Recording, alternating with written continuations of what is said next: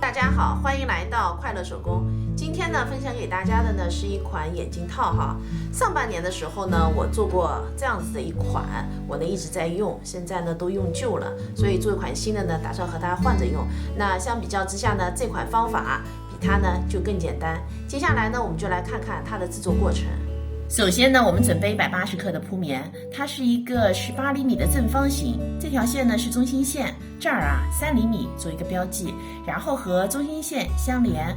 我们呢把这个角给剪掉，再把另外的3个角呢剪成圆角。接下来呢，我们把铺棉烫在面料上面。熨烫的时候呢，关掉蒸汽，我们把熨斗打到最高的温度，正面反面呢咱们都得烫。今天的2份材料是不需要放缝缝的。里子呢，我用的是鸡皮绒的面料，它呢很柔软，对镜片呢没有磨损。接下来呢，在面子的这块材料上边我们车一些明线。这样做的好处呢是眼镜套呢就更硬体，而且更有质感。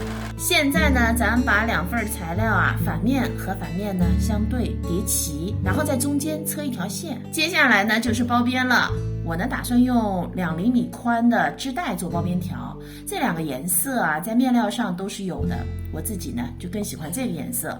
咱们从斜边这儿呢开始包，用织带包边呢就特别的方便哈，不像包边条需要呢2边往里烫了以后再包。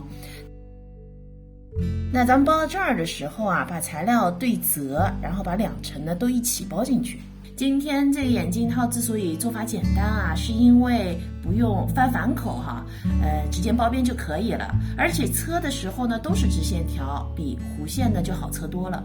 很快咱们的眼镜套呢就制作好了，你是不是和我一样也觉得这个做法很简单呢？这期视频内容就是这些了，感谢您花宝贵的时间来看我的视频，记得要帮忙点赞哦，咱们下期再见。